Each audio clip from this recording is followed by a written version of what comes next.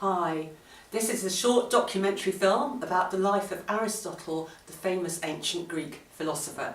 I'm Edith Hall, I'm Professor of Classics at King's College London, and in the course of the film we go to all the places where Aristotle ever lived, 8 of them in the ancient Greek world, to find out how his material environment stimulated his philosophical thought.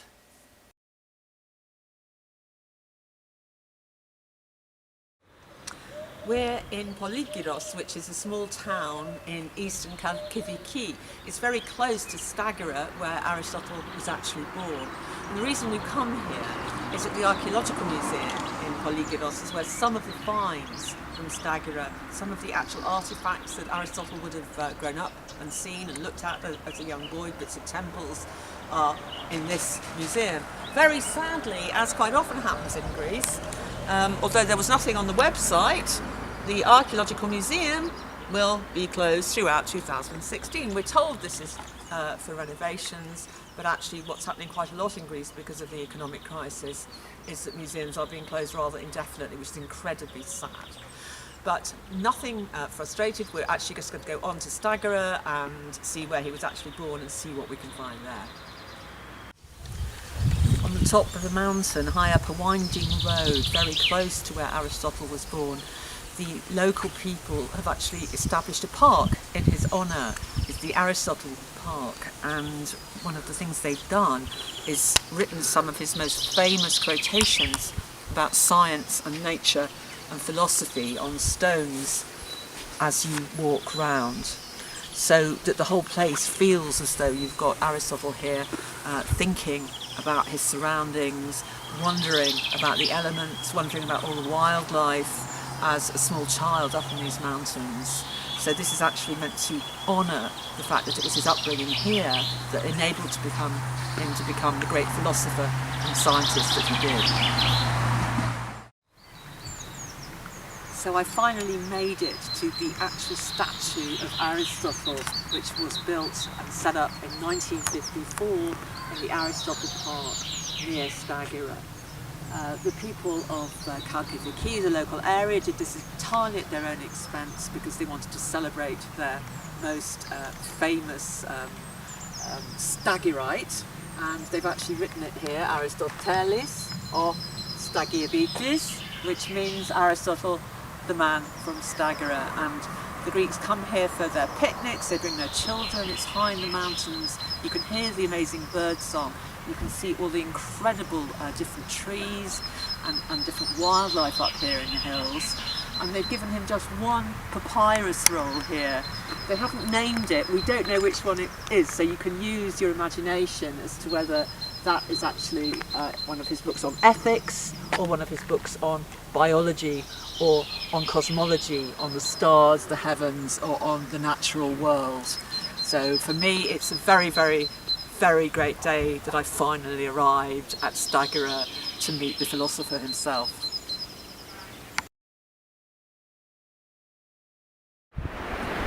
So we've arrived at Stagira, the ancient town where Aristotle was actually born 2,400 years ago. I've been planning to come here for most of my life. It's absolutely thrilling. What I was unprepared for is the sheer height of this promontory where Stagira was built. It's extraordinary. On one direction it's the mountains, but down here this was Aristotle's everyday view in his childhood. And this is the author who came to write on the nature of the heavens, he came to write on the nature of sea power. There is nothing in the natural world he didn't write about. And this was what he was thinking about, I think, when he was a little boy growing up with these extraordinary views in the ancient town.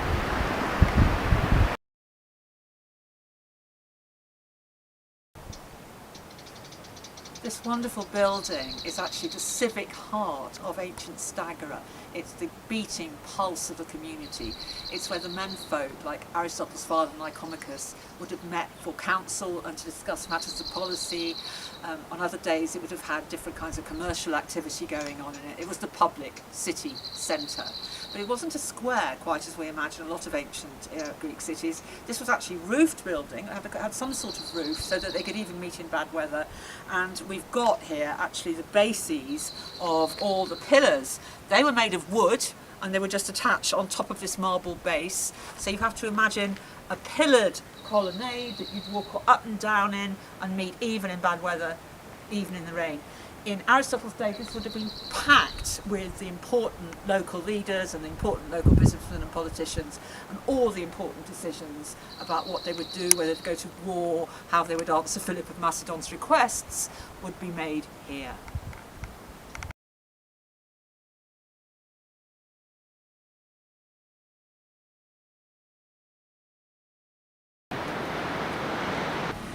Ancient Stagira was a very well-built town. The houses were built into the steep slopes.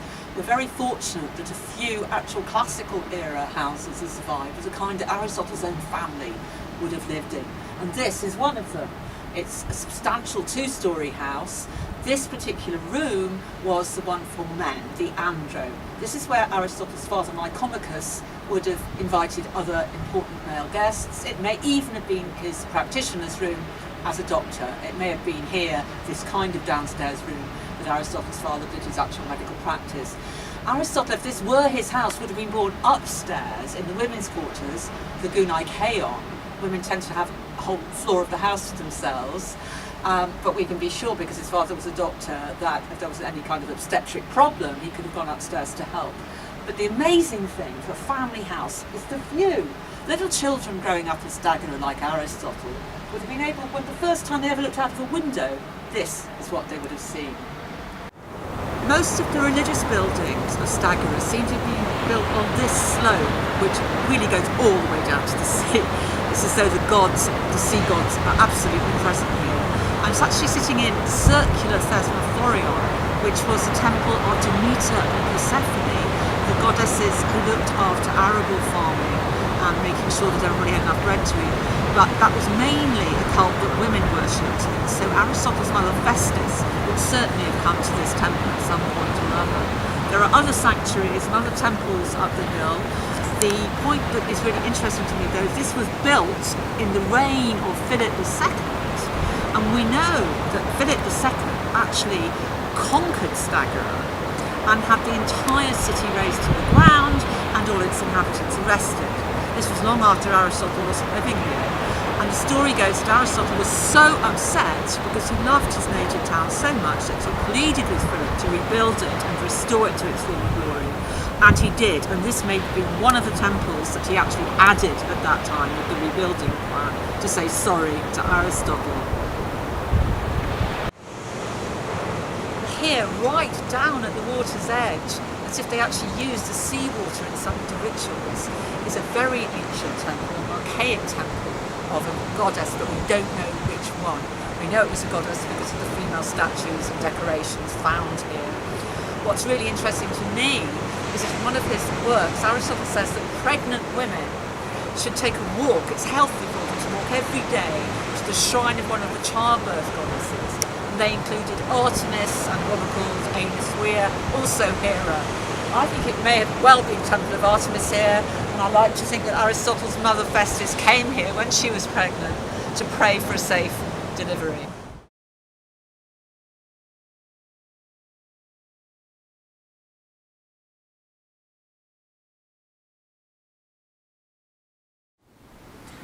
I've just finished going round the archaeological remains of ancient Stagira, and I must say what's really come through to me is what a tight-knit and intimate sort of community it must have been.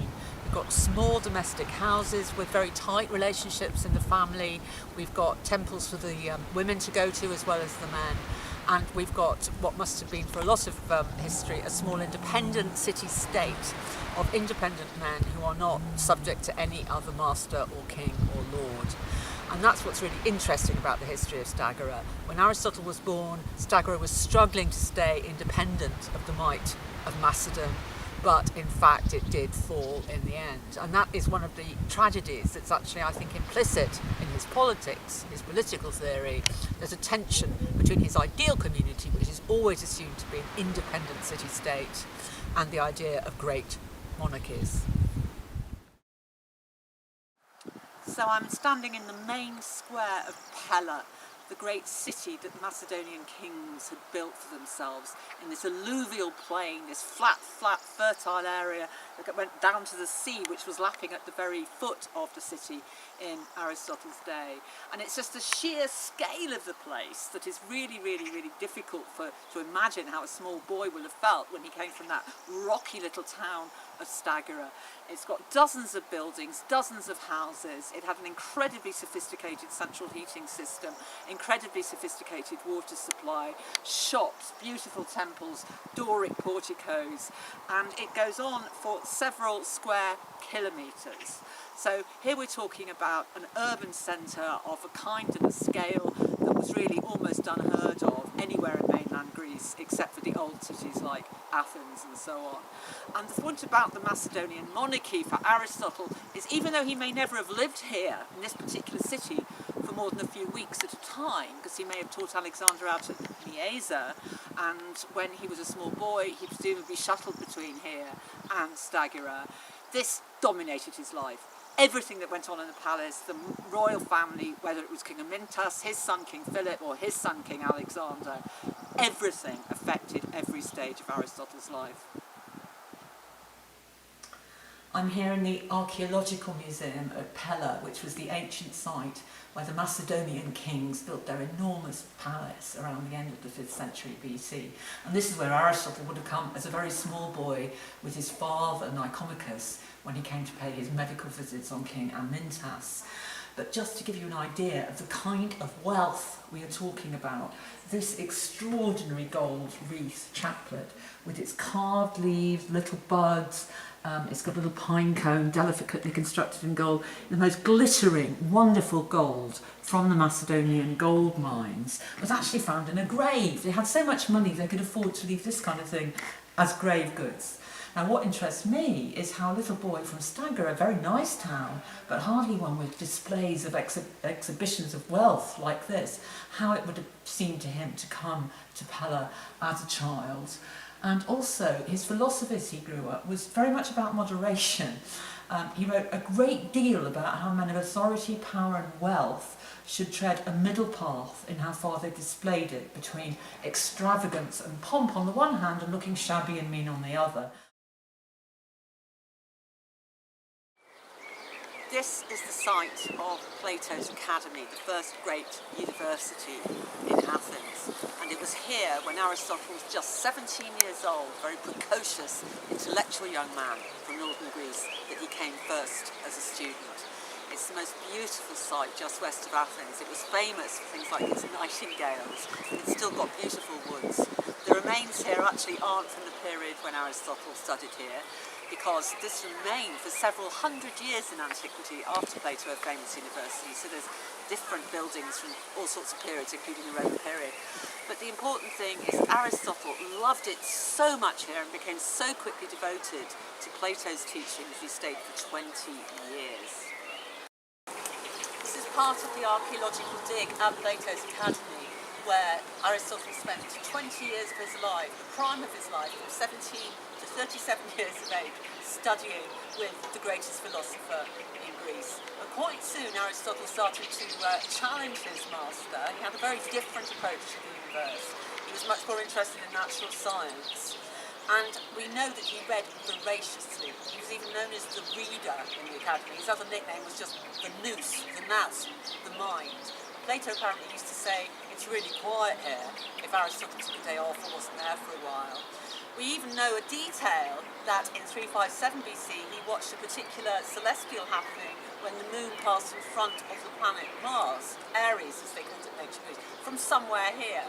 So you have this extraordinary young man looking around him everywhere, studying everything, absorbing everything, reading every ancient philosopher before him, every natural scientist before him.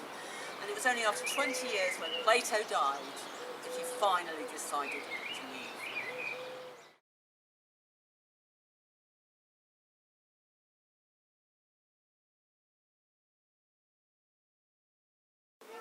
I've arrived in Assos on the northwest coast of Turkey. This is where Aristotle came at the biggest rupture in his life for 20 years. when in 348 BC he had to leave Athens. Plato died and he had nowhere to go because he wasn't made head of the academy. Speusippos, who was a lesser philosopher but Plato's relative, was made head of the academy instead. Aristotle was invited by a fellow student from Athens called Hermias, who was the ruler of a small independent kingdom here on the west coast of Turkey, directly opposite the beautiful island of Lesbos that you can see in the background.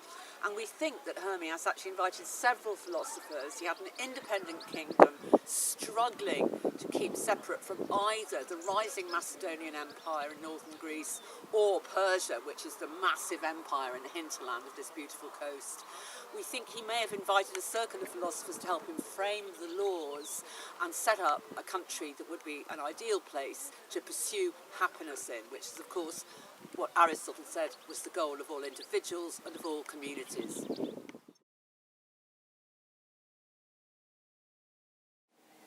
Aristotle in some ways would have felt completely at home here. What really hits me is that it's a high, rocky, quite small city, very like his hometown of Stagira up in northern Greece.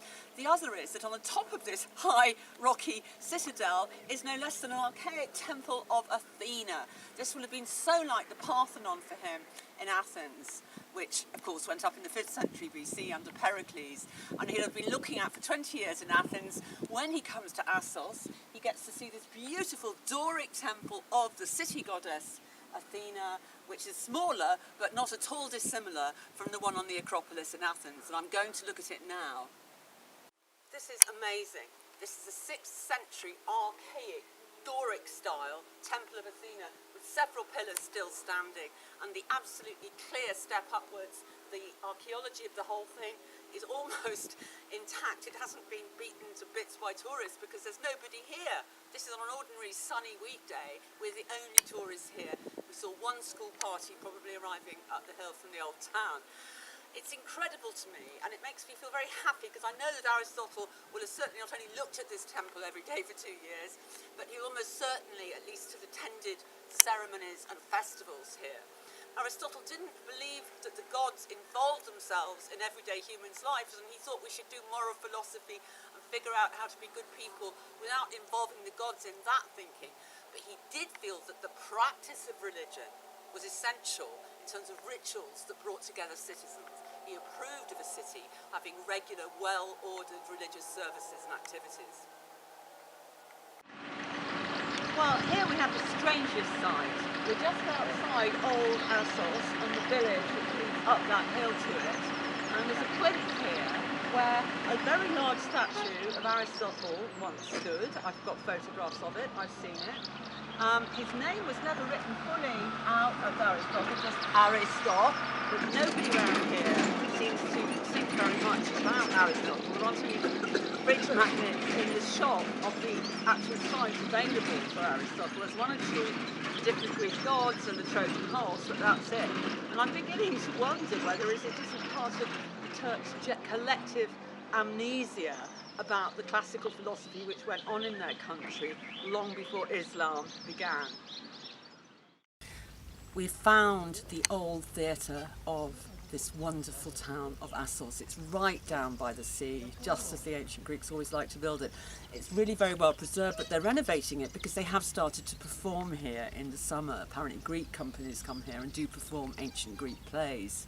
It's very well preserved. It's from the 3rd century BC, which means that it was actually constructed after Aristotle was here. But it may well have been his interest in culture and theatre, which we know he developed at Athens, that developed a local culture of it and will have encouraged the building of it when the whole theatre industry took off over the entire world that Alexander had conquered. The theme of Greek tragedy here, though, really gets to me because only 2 years after Aristotle arrived here, the whole of this wonderful little kingdom came under intense pressure from the Persian Empire. Aristotle fled to Lesbos, and Hermias, his friend, was actually arrested and tortured to death by the Persian royal house, and the whole thing collapsed and it fell to Persia. And it feels a very suitable theme for a theatre in which so many Greek tragedies were actually played out.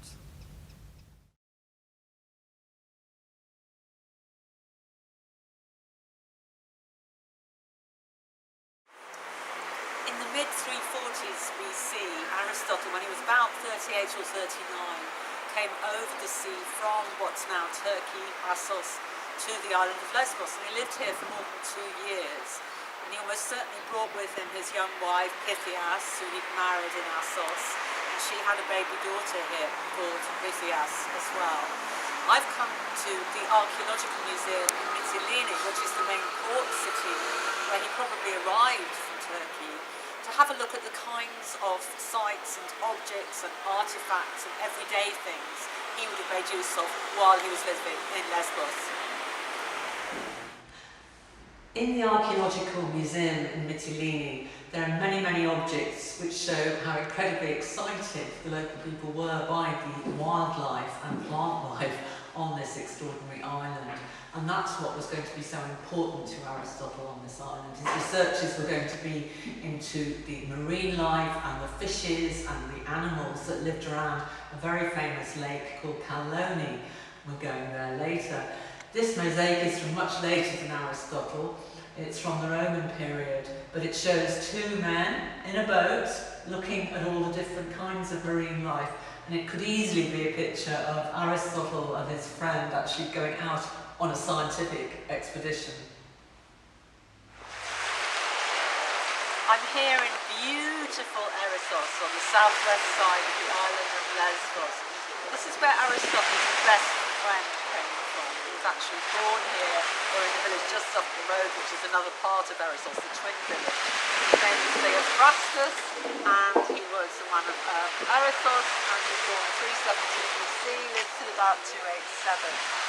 Now, all of Aristotle's philosophy, moral philosophy, was based on the single relationship between friends. He believes that friendship, committed partnership with humans, is what separates human beings from animals. It's what enables us to live in communities beyond the family, and then in villages, in towns, and then in the city-state. And his own best friend was friends for his entire life, from the time he was a student in Athens, when whatever happened in Athens at the end of his time at Staten came around, there was an invitation waiting in Lesbos from Theophrastus. They were both great philosophers and great scientists, and in the end, Aristotle actually left the Lyceum at Athens in the control of his best friend, Theophrastus. It's a delight for me to come here and have a meal with my friends by the sea. And just the other side of the square in Erissos from Theophrastus is this statue of Sappho. Now, Sappho lived far too early for Aristotle ever to have met her, but some people said she did live in Erissos. She was the other famous native of Erissos, like Theophrastus. What really amuses me is that she was known to have been a very short woman in antiquity. She was a little woman, and of course this statue, which has been here for 10 years, is anything but a statue of a short woman. But the important thing here is that Lesbos, from far back in antiquity, had been a land of intellectuals and poets. She's not the only famous poet from Lesbos. There was also two men, one called Arion from Methina and Alkaios. Lesbos, 1,000 years before Aristotle visited here, was known for its high culture, its great poets, and its incredibly high level of civilization. So he will have come here and found it very sophisticated, and probably somewhere that was very refreshing for him after he felt, I think, rather rebuffed from Athens.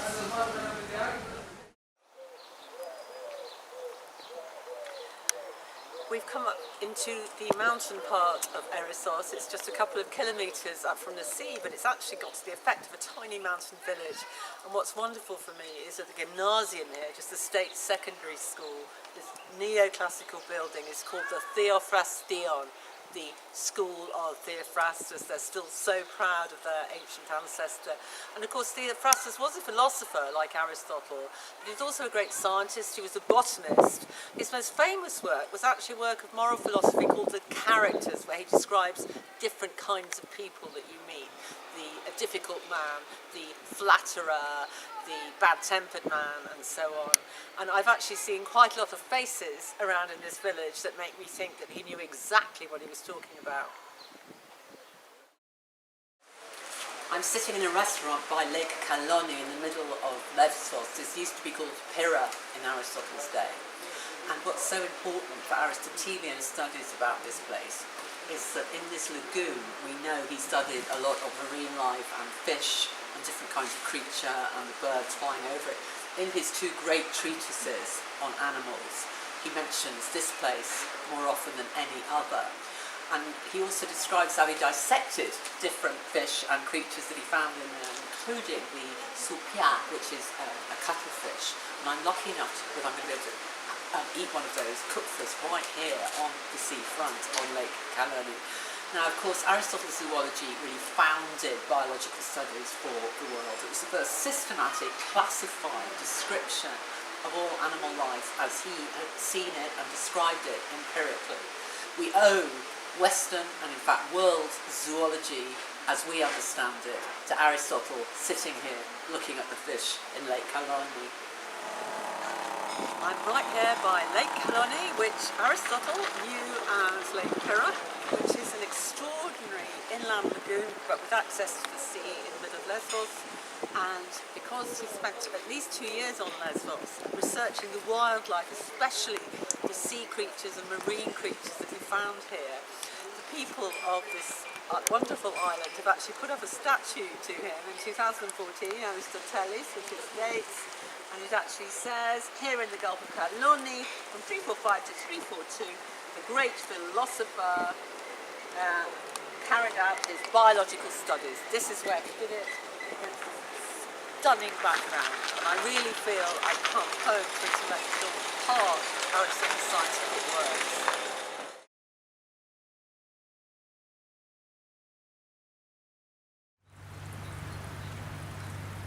I'm actually sitting on a pillar of the colonnade of Aristotle's own university in Macedonia.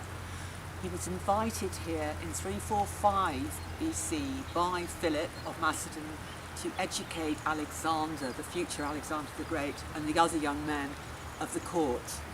But he was not, Philip didn't insist that he taught him at the actual court at Pella, which of course was full of all sorts of other things going on, imperial business. He was inviting admirals from Crete to come and advise him on how to build a navy to conquer the world. He was inviting engineers to build his war machines from Sicily. So a philosopher needs somewhere rather quieter. And in this idyllic spot, a few kilometres from home, it's called Nieza, and it's where there's the shrine of the nymphs, a perfect natural source of water, up in the hills with the most beautiful walks for the walking philosopher to go on. You have to imagine Aristotle actually sitting here teaching the young Alexander, we're told, not just the great political theories and the great philosophical theories, but all kinds of really recondite and mysterious information that was only going to be shared with the ruling class. The ancient Greeks liked to build their schools and universities near to ancient shrines, whether it was the Muses or the nymphs. And this particular one is sacred to the nymphs of the water, and you can still hear it from the natural spring trickling down behind me. It's been very carefully designed, this school. It was built at exactly the time that Alexander was a young boy being taught by Aristotle, and in the middle of the 4th century BC. And it was actually carefully designed, built in between two natural caves with a big stoa. You imagine all the pillars in here, and the caves are presumably used to help keep things cool, good storage, but the place is put so that the sun comes in at different angles, different times of the day, allowing the philosophers to look at this staggering view across this valley full of, at this time of year in March, different coloured blossoms of every kind, and being able to elevate their minds onto the higher matters of philosophy. The school of philosophy that Aristotle founded is called the Peripatetic school. Now that sounds quite complicated, but what it actually just means is the school of walking people. The word peripatema in modern Greek still means a stroll. You go for a stroll. Peripatein meant to take a stroll. Aristotle thought absolutely that the body and the mind worked in perfect harmony, and he liked the rhythm of walking.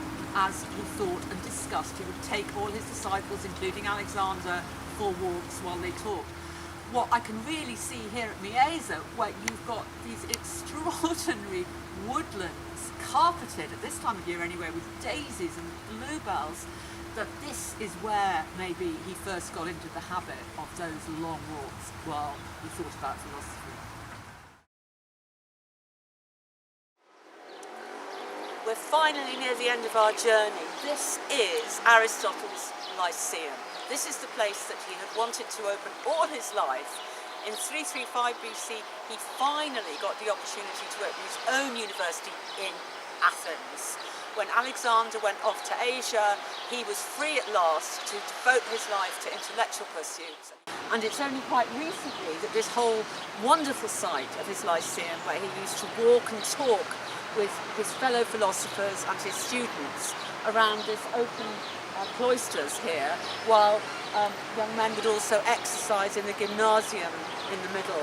It's only in the 1990s that this was actually discovered, and it's incredibly exciting that we can actually stand here where Aristotle himself would have had conversations with his disciples.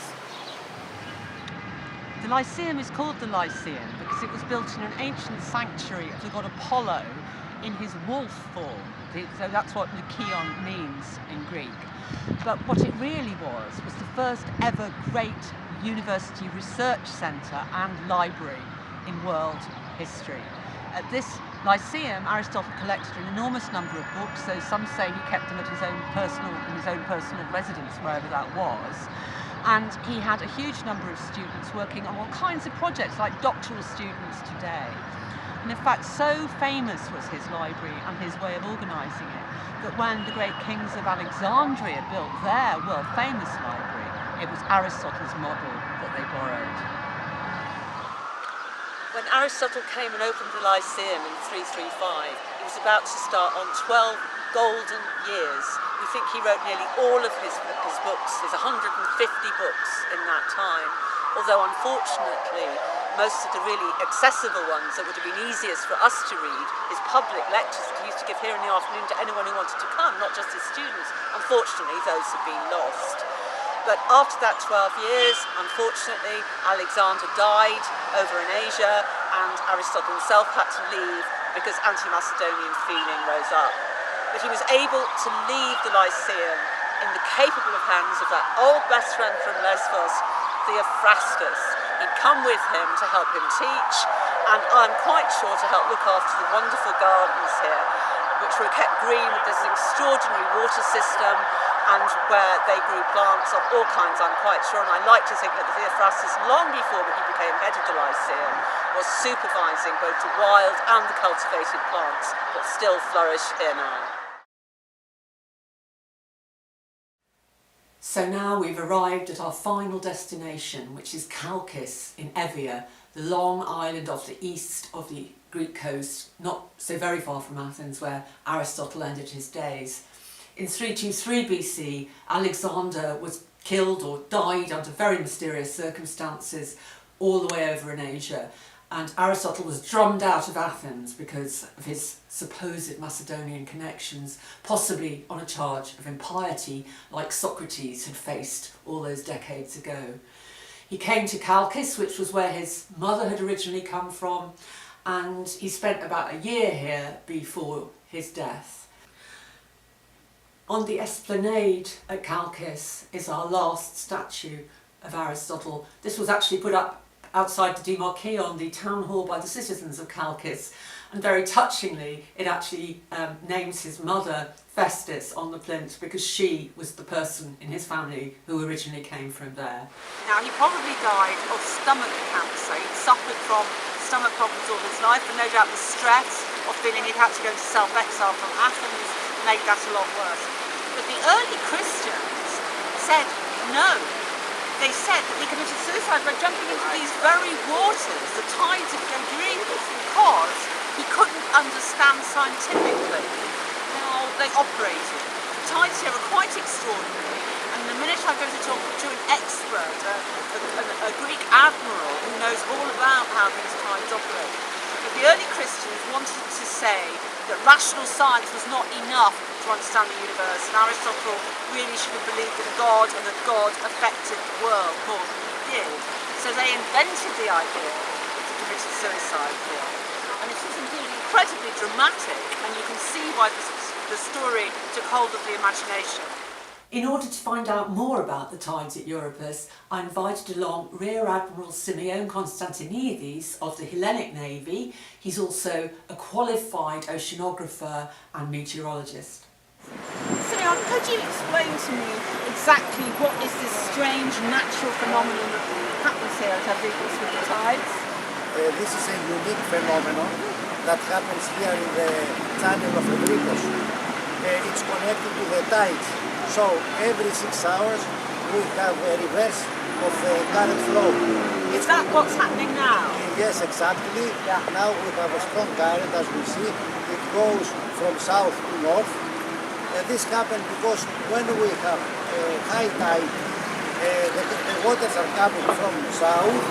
The level of the waters here is higher, so we have the flow from south to north. After 6 hours, this flow will change, and we will have a stop of about 10 minutes, and the flow will go from north to south. This happens continuously, 4 times a day, 24 hours. So after his 63 eventful years on the planet, Aristotle finally died. He was buried either here in Chalcis, or possibly his body was taken to Stagira, to his original homeland. We simply don't know. What I do know is how much I enjoyed the Aristotle tour, how much it's enriched my understanding of where his ideas came from and how they evolved. And if you're interested in that, I've got a book coming out later this year on how Aristotle's philosophy can help you in your own life.